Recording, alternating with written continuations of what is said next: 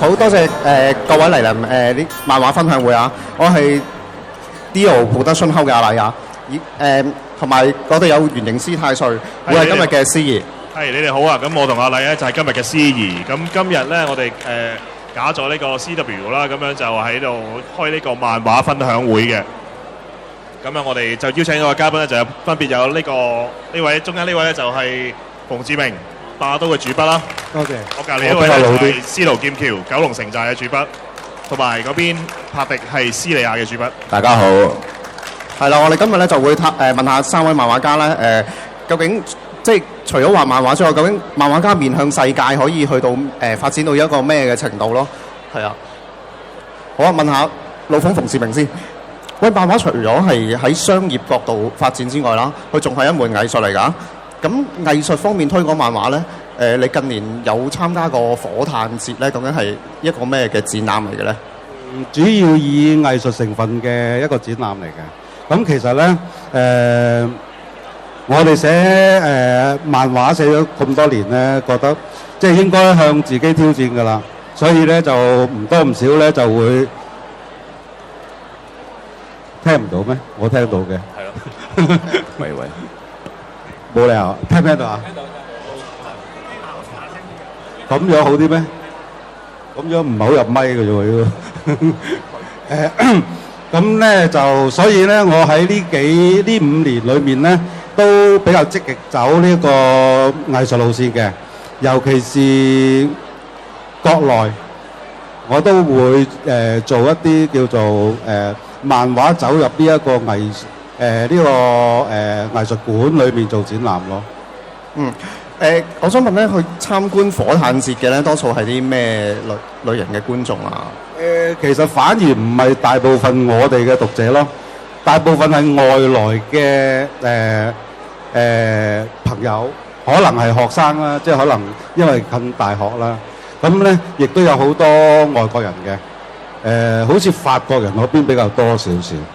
係咁當中其實譬如話你覺得譬如話漫畫即係當展示原稿啦，喺火炭節咁我哋知道啦。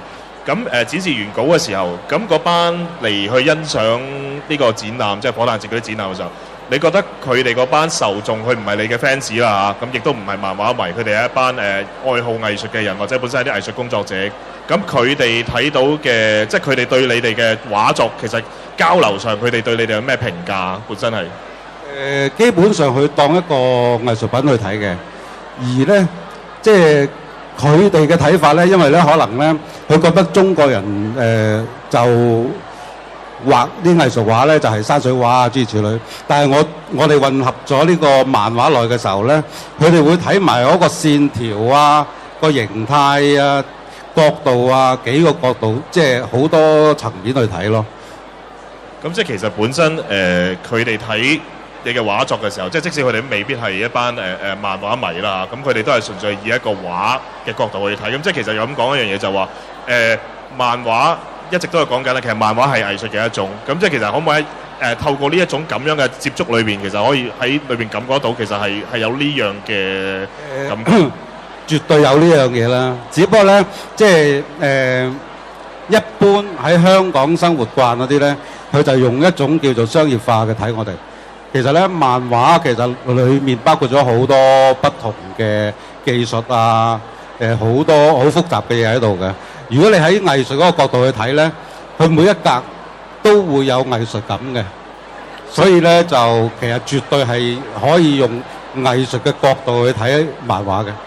其實係咪反而即係有時原稿咧，仲有原汁原味咁俾到，即係俾到讀者一個唔同嘅感覺，比較清晰啲啊！因為佢出版咗出嚟咧，會縮細咗啊，諸如此類，有啲線條冇咁清晰咯。係，仲有時對白會遮咗你哋嗰啲即係做咗啲效果啊嗰啲。另外咧之前咧你係受邀由香港藝術中心啦，同埋台灣文化部咧合辦嘅漫畫雙城活動啦。咁即係頭先你都有提過啦，你會有參展過嗰啲國內嗰啲美術館嘅展覽咧，係啊，可唔可以講下呢方面嘅即係交流嗰啲？你講台灣嗰邊定咩先？台灣嗰方面先啦。台灣比較接近香港嘅，因為咧我哋互相，因為台灣同埋香港個以前即係幾十年前嗰個國界冇咁分得咁清楚，好自由嘅大家都，咁變咗咧我哋嗰個文化或者即係講嗰個漫畫嘅文化藝術咧，會係比較接近嘅。但係咧佢嗰邊咧可能會係主要係以輕鬆啲嘅為主，而香港係以比較重型啲嘅，或者我可以講話武打啦，即係呢一種為主咯。係題材嘅分別大啲。會有分別。即係通常都係即係嗰個即係好似鄭問啊嗰啲。因為佢都係以個力量啊，佢嘅畫都係以力量為主咧。咁或者佢因為咁嘅情況，佢知道自己個特長喺邊度，佢就曾經做過一段短時間，就係近似係香港漫畫嘅。啊，係啊。咁其實喺國內裏邊啦，咁樣大家知道就係話你喺國內裏邊有美術館咧，係邀請你去將你嘅畫作擺入去呢個藝術展館裏邊。咁當漫畫正式受到呢個藝術館嘅邀請嘅時候，你點樣去睇正式喺藝術館入邊去擺放嘅時候，你嘅畫作擺嘅展覽，咁嚟嘅人佢有啲咩即係有啲咩回應，或者係覺得佢嗰個睇完之後有你嘅畫作有啲咩感想啊咁樣？其實喺藝術館同埋喺呢一度展都一樣嘅啫，反而就係咧，我會聽到佢哋嘅反應就係咧，一般咧國內嘅藝術咧，一係就係好傳統嘅山水畫啊，或者油畫呢兩種嘅。咁咧我哋漫畫入到去做展覽嘅時候咧，佢哋俾我哋嘅感覺就係話咧，咦？點解會係活躍咗啲咧？即係會係冇咁嚴謹啊，會輕鬆啲嘅，即係會開心啲嘅入嚟睇啲，隻眼都唔同呢個發亮啲嘅。因為其實喺法國有試過就係JoJo奇妙之冒險個作者亦都試過係擺喺法國嘅美術館裏邊擺展覽，係羅浮宮，係羅浮宮裏邊擺個展覽嘅。咁其實即係話大家認同一樣嘢就係本身藝術。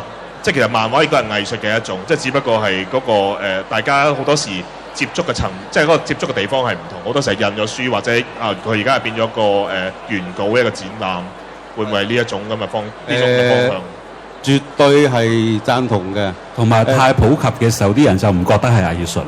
冇錯啊，冇錯啊！即係其實咧，我俾我嘅感覺就話咧，點解我哋漫畫做展同埋佢哋國內即係傳統嗰班油畫啊，或者山水畫帶嚟嘅感覺係完全唔同，即係眼係會發光嘅，佢哋會係即係會個人好似表現到佢都好開心去睇呢啲畫咁樣。咁其實好似你嘅畫作裏邊啦，咁其實你係近年係用有一種叫做沙筆嘅畫法，咁其實係一種即係一種好似國畫咁嘅形式嘅。咁其實佢個分別會喺邊度咧？即係其實都係叫做毛筆嘅運用嘅一種。其實咧就因為我本身因為漫畫咧係要涉獵好多種不同嘅方式去構成一幅一格一格嘅畫。咁當佢變成一個統一咗用一幅畫去表達嘅時候咧，就有唔同嘅效果咯。其實咧中國畫一早已經有沙筆㗎啦，只不過嗰種沙筆嘅做法就係好傳統，人哋流傳落嚟，即係一路流傳落嚟嗰種做法。而我就混合咗漫畫嘅技術而演變出嚟嘅啫，即係彈性大啲咯，係咪？係適合自己嘅啫。另外我想好啦，咁我問下柏迪啦。嗱，講開不同地域嘅漫畫家咧，咁就你直情喺日本連載過嘅喎。咁以時間計，我諗你係應該第二個喺日本可以攞到連載嘅人啦。可唔可以講下日本連載嗰陣有咩趣事發生？成個過程係一個好難忘嘅一個經驗嚟嘅。你會睇到日本人對佢去搞一本新嘅漫畫嘅時候，佢成個準備功夫係做得好好嘅。即係譬如編輯嗰邊同你嘅編集長咯，即係跟住我哋佢一個編集長佢會楞住幾個主筆嘅。咁佢會不斷同你開會啊，或者講下了解下你嗰個流程啊，即係每一個步驟佢哋都會跟進嘅。咁你哋開會，你哋嗰個文字上應該係好難溝通㗎。我就有一個負責幫我翻譯嘅咯，主要就咁呢個都係我哋及後合作嘅其中一個問題嚟嘅。原來係即係你隔咗一重咧，你係同人嗰個溝通係比較麻煩，因為我哋個編劇都係日本一個導演做埋編劇咁樣，同我編古仔嘅。咁佢由佢手筆再透過另一個人翻譯翻過嚟廣東話，係會有出入嘅。咁當我發現有問題嘅時候，又要經翻呢個。即係再隔一係啦，又再加上同佢溝通翻。譬如我想出啲好簡單嘅聲音字咁樣，都要揾呢個人幫手。但係可能佢又唔了解漫畫，咁變咗。因為日本唔興有嗰個形聲字啊，嗰啲效果音嗰個又好似少啲。都有嘅，但係佢唔知點譯啊，即係對方唔知點譯，即係咁變咗有時出嚟個效果咪冇咁好咯。即係因為我哋始終係香港人。同人合作咧，你變咗你盡量希望似翻日本嗰個形式去做噶嘛。咁但係原來合作咗之後咧，我哋固有嘅香港漫畫家嗰種風格咧，即係佢好欣賞我哋嘅風格，但係原來我哋嘅表達方法同日本嘅表達方法，譬如圈個構圖咧，點樣講故仔嗰個開格咧，即係係咪分鏡嗰啲定係？係啦，分鏡原來佢哋睇唔明啊！即係我諗好多人都有睇過爆漫嗰個日本漫畫咧。咁你嗰個，因為咁我哋就會知道由即係可能係由初稿到分鏡稿。咁係咪個流程唔同定係點樣咧？其實我都係一樣收到劇本，起咗個草稿。最初佢都係會睇一睇先嘅。佢會了解你個開格啦，即係其實我佢哋係比較着重嗰個分鏡啦，即係意思係。咁最初問題都唔大嘅，但係後尾佢哋就發現咗個問題，原來佢哋本土嘅人睇我哋香港漫畫嘅開格，佢哋睇得唔係咁舒服嘅。係咪因為左右嗰個都唔關事？我諗係嗰個習慣性，跟住佢哋就。發現，因為所以編集長就好重要，佢就發現咗呢個問題，佢就即刻諗辦法，佢就諗咗就揾一個我諗係都係畫師嚟啦，都係畫手啦，佢就負責開，好似爆漫咁啦，佢就負責開鏡啦，咁我就再喺上面畫咯。咁又有隔多一重啦，又要同多一個人。都係㗎，咁但係仲要佢就俾個自由度，就係話你都可以喺裏邊改動佢嗰個姿勢。但係個流程係唔可以改嘅咁樣。係。咁其實會唔會好似譬如話，我哋好多時睇日本嘅動畫或者漫畫啦，都會有一樣比較有趣嘅，就係編輯催交稿。咁其實有冇呢啲就好似漫畫裏邊，即係我哋成日睇嗰啲，會唔會即係未？其實仲個時間仲係好遠嘅，但係已經係不斷好緊張咁樣去催咧，因為隔咗個海。呢個係會㗎，因為始終又係兩地個分別啊嘛。但係佢都會催嘅，佢嗰個緊張，因為你唔脫得噶嘛，其實。但係嗰陣時我自己都有脫期嘅，唔係因為嗰個時間，我覺得係 timing 問題啊。因為當時我套稿我哋喺香港完成晒，先再發過去噶嘛。咁我哋全部都係由頭到尾都係 freelance 咁樣做，咁變咗你好多時間上係好難掌握嘅，即係你發咗出去。咁各有各忙，咁可能對方遲咗少少俾你咧，你就成件事就係遲咗噶啦。咁到時嗰陣時就編輯長就比較緊張啦。即係其實呢個漫畫出現嘅情況，其實都會出現喺即係當喺日本嘅日本漫畫裏邊連載時都會出現呢係啊，種。佢仲試過嚟香港了解我嗰個成個流程嗰個狀況。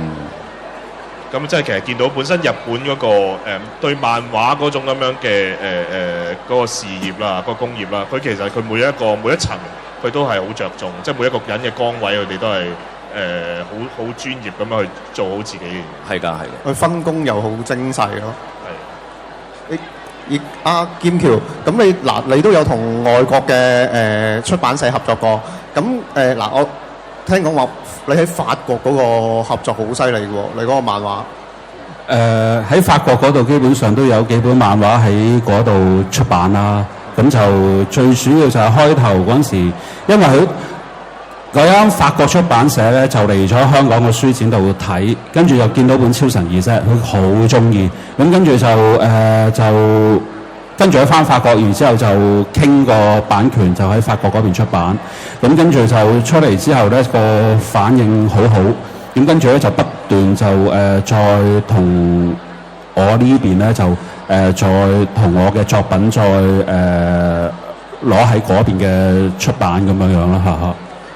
你好似透露過嗰個銷量係直情係可以同日本某啲頂級漫畫家。係啊，嗰陣時係因為其實佢哋講翻啦，咁我就證實唔到啦。咁但係佢出版社自己講咧，佢話其實嗰陣時候喺嗰邊嗰個銷量同埋嗰個situation 啦，即係同《侍郎正宗》一樣嘅，係可以啊，好犀利。係啊。嗱，咁其實去到好似話法國漫畫，即係大家都知道係好多時法國亦都好注重漫畫呢個文化。咁樣佢哋法國人點樣睇香港本土漫畫？即係佢哋用咩眼光去睇？有啲咩評語咧？即係以一個法國人，佢哋俾翻你個 comment 會係點樣？即係佢哋就會覺得一樣嘢嘅，佢哋覺得咧其實佢哋覺得香港漫畫咧，其實都屬於係中國漫畫嚟嘅。即係佢哋咁樣分嘢嘅，即係香港係屬於中國嘅，咁我哋香港漫畫咧都係中國漫畫，但係佢哋又覺得一樣嘢喎，咦？咁如果喺中國漫畫嚟計咧，咁你哋香港漫畫咧又好唔似中國漫畫喎，即係佢會覺得會國際，即係你哋啲香港漫畫個畫工會國際性咗嚇，但係因為香港漫畫佢好老實講。一路香港漫畫都係離唔開打嘅，即係最主流嘅香港漫畫係離唔開打嘅。咁佢變咗咧就係佢哋會覺得打嗰下係新鮮，佢哋會覺得因為就算你睇傳統嘅中國漫畫都唔會有呢啲嘢噶嘛嚇。咁同埋就因為我哋香港漫畫咧就會受日本漫畫同美國漫畫嘅影響啊嘛，跟住再加入我哋本土嘅元素啦，咁變咗就會係一個幾獨特嘅漫畫書刊咁樣啦嚇。你喺法國嗰邊嗰啲展覽咧，好似話有啲好得意嘅，即係將香港同埋日本漫畫家一齊交流嗰啲，係咪有啲好得意嘅經歷咧？係啊，有一次咁唔知第二定第三次啦，咁就去咗法國一個，佢哋都係一啲 event 嚟嘅，咁就去直頭嗰邊係邀請埋啲日本漫畫家嚟咁樣，咁一齊出席咁樣咯。咁就我反而同嗰啲助理溝通得好好噶，因為咧我同嗰啲助理咧，我一講啲日本卡通咧，就大家完全冇問題㗎啦，就已經係國際語言嚟㗎啦。我一講交加價咧，佢哋係唱歌㗎啦。咁其實嗱，咁係譬如話除咗一啲法國嘅即係啲漫畫嘅 event 之外，咁其實有冇試過作品係擺喺美術館嗰類型嘅去展覽過？咁又冇話好正式去美術館度展覽過，咁但係就其實就因為其實我本身係因為出版嘅關係啊，係本身都係一個比較商業嘅元素，咁就變咗就係會去嗰啲法國嘅嗰啲漫畫 event 啦，跟住又會去美國啲 Comic Con 啊，即係嗰啲去出席嗰啲活動咁樣咯嚇。係咯，我San Diego Comic Con 嗰個嘛，係嗰陣係因為邊套漫畫過去咯？好似係咯，邊套漫畫？嗰陣時係應該，如果冇記錯，應該係《卧虎藏龍》啊。咁就因為佢本身套電影都係好受歡迎㗎嘛，係好受歡迎。咁跟住係都我又出咗嗰本漫畫，跟住就喺嗰邊都特登叫我過去 ComicsCon 嗰度出席佢哋嗰個活動。咁其實呢個San Diego 嗰個 Comic Con 其實係全球最大嘅 ACG 漫畫。其實你唔講我真係唔知。即係其實佢係一個全球最大嘅一個動漫嘅，咁佢去到點樣就係 Marvel 或者係 DC 佢有電影上咧，佢哋會喺嗰啲地方裏邊發布嘅。仲有美劇啊，都係總之最大咩權力遊戲啊，所有嘢都係喺嗰度會係第一手消息咯。係啊，咁即係你喺嗰度，我喺嗰度見到，因為喺嗰度見到好多好鋪嘅 cosplayer 咯，即係真係一個 cosplayer， 真係一個100% 移植嘅黑武士啊咁樣樣咯，同埋啲白兵啊咁樣樣。你咁講緊係好耐之前喎，嗰陣時真係可能好多嘢真係要自己做噶嘛。嗰陣冇咁多成品嗰啲啊嘛。另外，但係好似喺美國，你會出咗一啲書係香港啊即係美國獨有嘅喎。寫咗本《少林足球》。又係電影，我都唔知，係啊。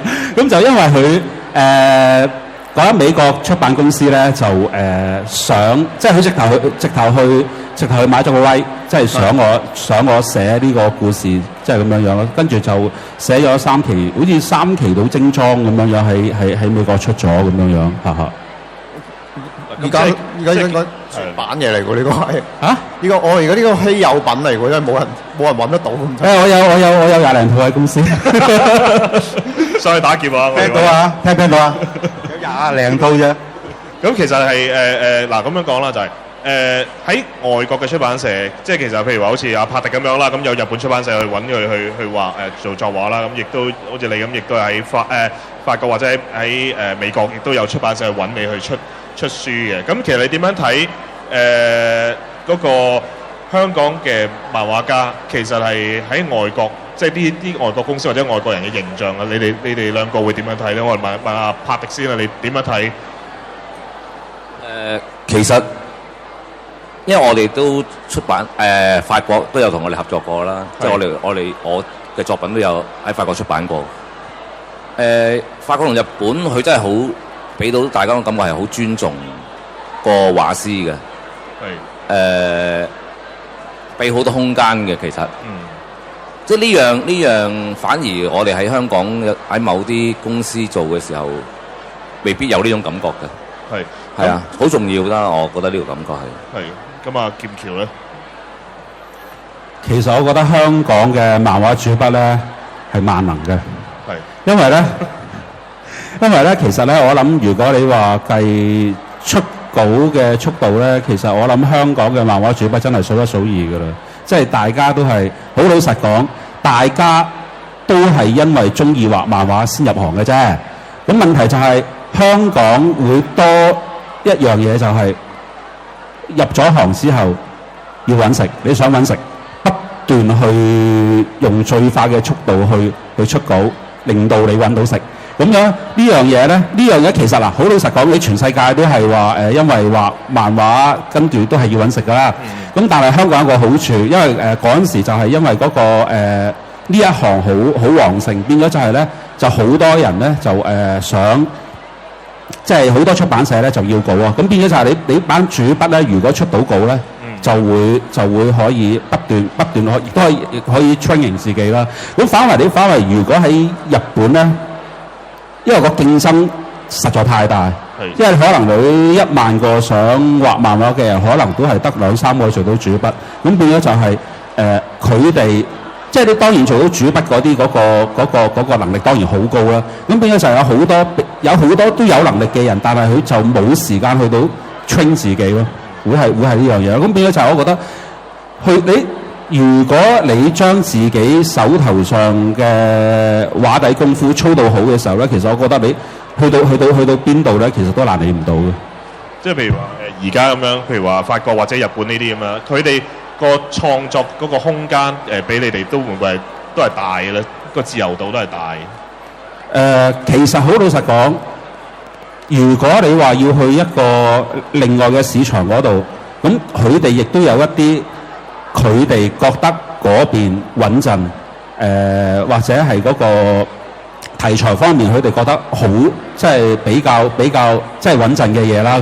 變咗就係，但係佢亦都尊重我哋嘅長處，即係譬如我哋嘅長處，香港主筆，譬如我有咩長處啊，阿馮有咩長處，柏地有咩長處，佢哋都會尊重嘅。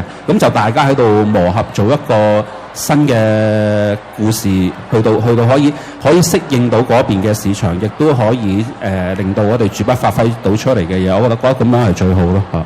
嗱，有樣嘢幾有趣嘅就係嗱，香港漫畫嘅揭發同埋外國漫畫嘅揭發係啱啱相反嘅，會唔會有唔適應嘅地方？我諗如果真係一個睇漫畫嘅人咧，我諗佢要適應嘅時間係10秒之內嘅啫。即係但係畫嘅時候會唔會即係話大家又慣咗嗰啲咁樣嘅分鏡方式會唔會唔同咗咧？有少少嘅，有少少嘅嚇，點都有少少嘅。即係譬如話會唔會有得就佢哋嘅口味嘅嗰種分鏡方式咧？刻意去係都唔係就佢哋咯，就本書嘅啫。其實就本書，不過有時可能通常啲角色都係又優噶嘛，咁又優揸嘢咁樣，突然間你轉咗去，譬如可能嗰個構圖去咗左邊，咁你咪要點樣去諗？可能要將個角色擺歪少少啊，將啲格數要褪嚟褪去啊，即係要諗呢啲嘢咯嚇。同其他地方合作老馮你嗰個你有一套作品喺大陸咧係合作即係可以喺網上係合法點擊嘅，跟住佢個點擊數咧係超過咗100萬嘅喎，係可唔可以講下呢個合作方式係點樣咧？其實都唔係叫合作嘅，只不過咧，因為咧嗰間叫做喺國內嚟計咧，願意用正途嘅方式去連載。呢個好緊要嘅正途方式係。咁其實咧，因為咧我其實就係霸刀喺俾移動。但係咧，去中國移動咧，又會分喺手機睇漫畫。咁佢有分咧，可能喺手機度遊戲咧，又可能另一部門嘅。佢哋分得比較開啲嘅。係要正宗收費，唔係一個程式。冇錯啦。咁其實咧，我都佢揾我傾嘅時候，我都其實預咗一樣嘢，因為咧我霸刀已經20年前已經開始網上免費有得睇㗎啦，啲盜版嘢，即係嗰樣咁嘅嘢。咁或者就多得佢呢啲盜版，就話俾中國人聽有套咁嘅作品。咁啊，中國移動老總，我唔知喺邊度睇到啊！我諗佢唔會有20年前嗰本書嚟睇到㗎。我諗可能都喺呢啲渠道嗰度睇到呢一樣嘢，卒之就簽咗俾佢。咁咧喺頭半年度咧，就已經超過咗100萬嘅點擊㗎啦。一個20年嘅作品100萬點擊係一個好誇張嘅數字嚟嘅。即係其實我哋會唔會睇到一樣嘢，就係話大家原來即係話由紙嘅，即係嗱漫畫印刷品啦，即係由印刷品轉咗去另外一個媒介，即係變咗係話我哋喺手機睇或者喺電腦睇，咁即係咁話要付費啦。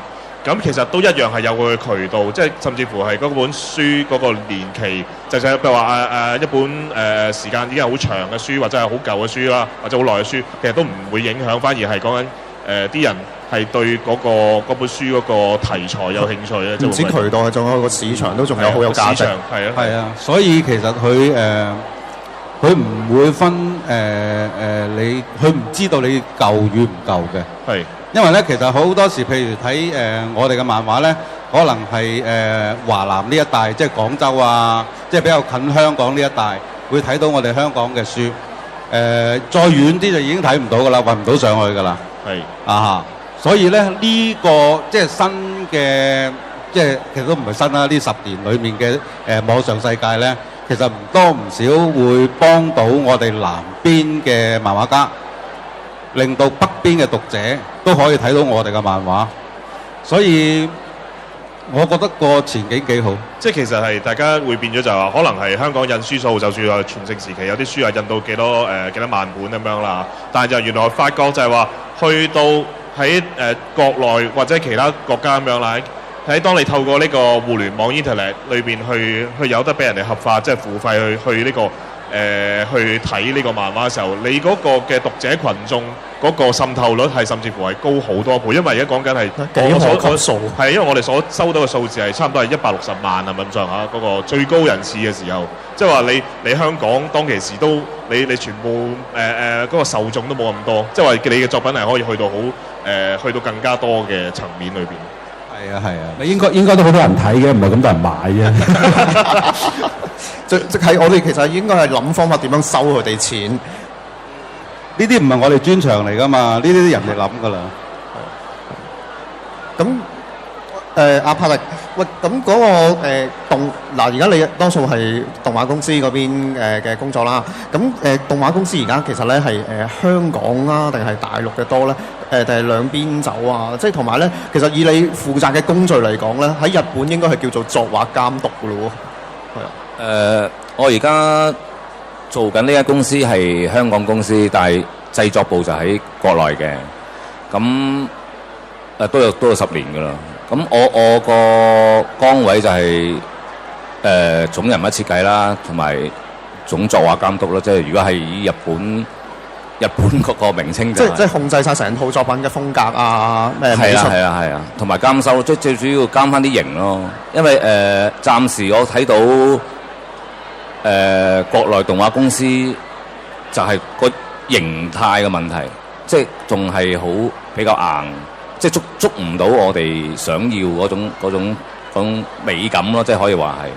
好啦，咁我想問下啦，咁啊柏迪，咁其實係大家知柏迪係一個漫畫家，由一個漫畫家變咗一個畫動畫嘅人，中間嗰個轉接，即係譬如話會唔會有啲咩即係點解會由一個漫畫家會變成一個動畫家？即係因為畫動畫呢樣嘢，其實好多香港嘅動漫迷都係好即係個好希望可以做到一樣嘢嚟。咁都係適逢其會嘅，都冇刻意，即係咁啱有公司揾我做，咁咪去試下咯。亦都唔係話。即係啱啱我完咗劍魂，係即係個交接期，咁啱有人揾我哋做動畫，喂，有冇興趣試啊？咁我哋都係由細浸到大㗎啦，睇動畫就細細個睇㗎啦。咁當時咪梗係去試啦，因為我相信我哋有睇開動畫啲係會，其實你好概略嘅基本嘢係會知道點樣做嘅，所以我哋由漫畫轉去動畫咧係好容易上手嘅。嗱，咁譬如話好似畫分鏡會唔同咗嘅，咁中間會唔會需要啲時間去做一啲，即係話因為漫畫就成版過噶嘛，咁但係你動畫就係其實係可能係一格，咁嗰個中間有冇啲係唔同嘅地方喺適應期咁樣？反而因為我都有負責storyboard 嘅，係，反而我又覺得唔係好大問題喎。因為你只不過係你畫 storyboard 嘅時候，你有埋諗埋個畫面，即係你好似一個導演咁樣啫嘛。咁你只要你某啲技巧你唔可以反鏡啦，即係嗰啲基本技巧你知道嘅話，其實對我哋漫畫人圈開稿嗰啲係其實真係唔難。嗱，咁其實我覺得仲易添啊，係啊，但係全部有好大格啊嘛，可以。係啊，咁我覺得仲有一樣嘢就係嗱，因為漫畫裏邊啦嚇，你睇嘅時候佢哋你本係預咗喺嗰個透過一個格數去表達到個時間。咁你喺動畫裏邊，你點樣去拿捏嗰個喐動嗰個動作速度感？係自己腦嗰度諗即係埋㗎啦。跟住你就係要個分鏡裏邊已經要講咗嗰個秒數係幾多？呢個一定㗎，呢個係最 basic 嘅要求嚟嘅。嗰個動畫咧，咁你而家係會係手稿，即係仲係咪手稿嗰種畫法，定係即係個逐張，定係電腦係佔咗好大嘅？我哋而家仲係二維嘅話，個 part 我哋全部都係仲係手稿嘅。即係我譬如我監修，我都要喺張黃紙上邊用翻鉛筆去監修。即係係咪每一張都要落翻卡通式咁樣揭？咁卡通式嗰啲就唔係啦，卡通式而家唔會人手落噶啦，而家電腦落。都幾年嘅，不過佢哋最初係真係由人手就即刻去承接到過渡去讀電腦度，我哋過渡得幾快㗎。因為以前一講起國內嘅咧，就會諗起佢哋人多啦，就喺度不停逐張，但即係而家已經係係啊，而家佢哋全部用電腦上色㗎啦，即係去到後期嘅時候，但係前期啊，就算原動畫都仲係人手逐筆畫㗎。咁我想問下啦，咁我諗啲人都好想知道就話如果假設好似一般日本嘅動畫，大概係20分鐘一集左右咯。咁通常如果係畫嘅時候，大概需要嘅時間係幾長？即係連埋即係啲劇本啊，通常需要嗰個。呢個太籠統啦，因為你要視乎嗰個項目個要求係乜嘢啦。係。我哋都係睇週期交貨嘅啫。係啊，即係譬如公司佢定咗1年要出26集嘅，咁你咪盡量由前期由最初劇本啊、人設啊齊好晒之後，就開始投產去不斷係咁畫噶啦。咁嗰一年裏邊就要做到26集出嚟咁嘅意思咯。嗱，咁我哋又知道有一樣嘢就係話外國有啲嘅動畫咧，就會係就翻自己嘅口型去，即係去講嗰啲對白，有嗰啲咁樣嘅講嘢嗰方式。咁其實喺國內裏邊，即係畫動畫，會唔會即係譬如話都有講翻睇翻對白嘅嗰個口型而去畫翻咧？即係嗰啲咁樣。都要對嘴㗎。咁你圈 storyboard 啊，或者做設計稿嗰陣時，有時都要已經係要預晒秒數去 up 嗰個對白要用幾多個嘴啊，嗰啲要搞埋㗎啦。嗱，其實喺香港畫開打書嘅漫畫家咧，好少好似劍橋咁咧，可以開埋女性市場喎。你係往年有 cosplay 啦，有同人作品啦。係啦，因為司徒劍橋，我諗喺 CW 呢個場裏邊咧，我諗都好多人認識嘅，就因為透過《九龍城寨》呢本書嘅。咁樣你咁樣打開咗呢個，即係明明一本即係呢一類型嘅叫做技擊書啦，有女性市場，你點樣去睇？嗰本江湖書嚟嘅。係江湖書。我細個小學已經好中意睇小甜甜。咁咧，其實咧，我某程度上咧，我都係有少少女性讀者嘅心態存在喺我內心度嘅，由細個開始。咁咧。跟住就咁最主要就係嗰陣時出版社有一個項目俾我，就係九龍城寨。咁咧就話係一本黑道漫畫嚟嘅。小説改編啦。小説改編嘅黑道，即係一本內容係講於黑道嘅友情啊嗰啲嘢嚟嘅。咁其實好老實講，豬肉在前，大家都知道係已經有一本好著名嘅黑道漫畫喺香港10幾20年嘅啦嘛。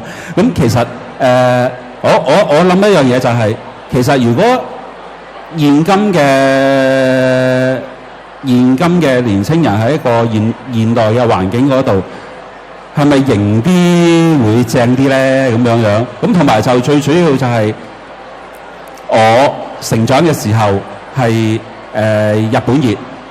我成長完之後就係韓風，咁跟住就我覺得，咦，啱啱嗰段時間就韓風好盛，咁我就見到啲好多啲日本嘅唔係韓國嘅男明星，咁就都着到好型啊，即係好 model 啊，即係咁樣。咁我諗住咦又幾好喎！如果因為我有呢個女性心態入邊啊嘛，我覺得幾正喎。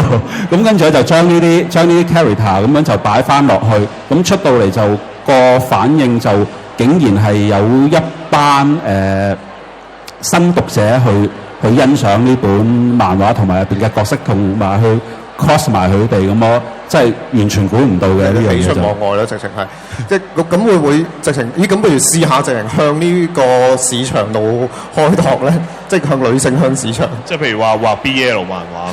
我有諗過㗎，不過就咩咯？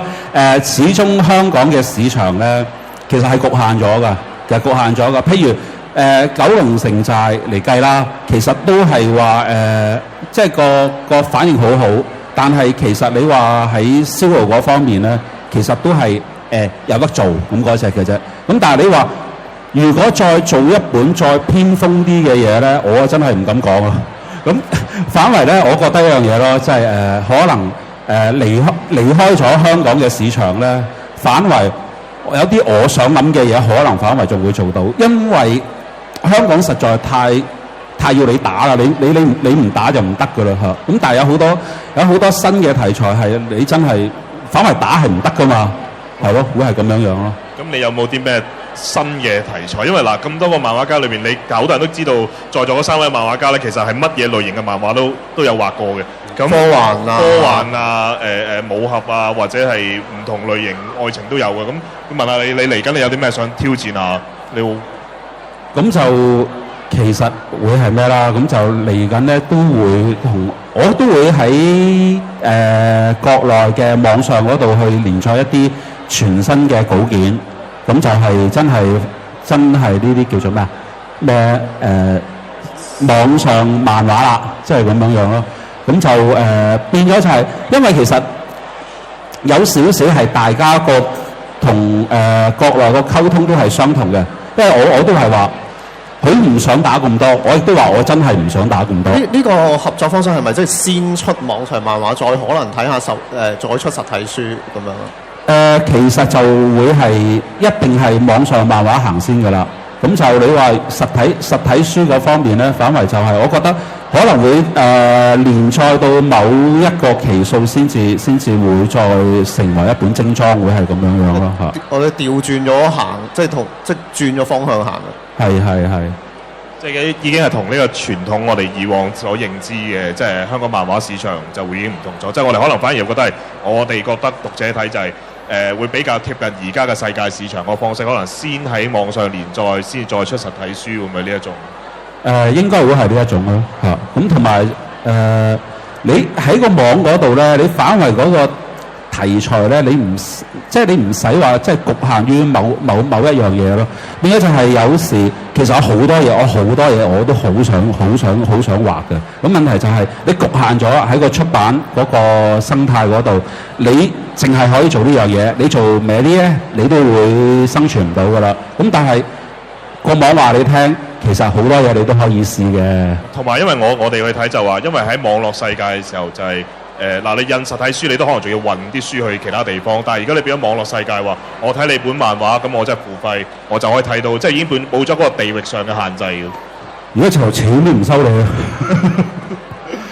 即係其實係幾唔正常嘅，但係亦都係唯一嘅你可以同最大讀者溝通嘅方法，就係你真係可以你免費俾班讀者睇咯，即係咁樣樣咯。即係可能變咗就係可能喺投資嘅角度咧，佢會覺得我免費唔緊要咯。咁最緊要就係個漫畫受到，即係佢入邊，因為佢唔止一係好多，應該到時會有好多段漫畫嘅內容嘅。咁佢即係有啲如果佢即係受歡迎嘅，變咗就反而可能到時出 game 啊，或者出一啲手遊啊，甚至拍埋動畫啊或者電影啊，佢可能就會喺嗰度攞翻佢應有嘅收入，即係咁樣去計條數咯。咁樣呢個有呢個經驗嘅就係阿老馮啦，咁馮志明本身佢嘅作品亦都試過係俾人改編做遊戲 game、online game 啦，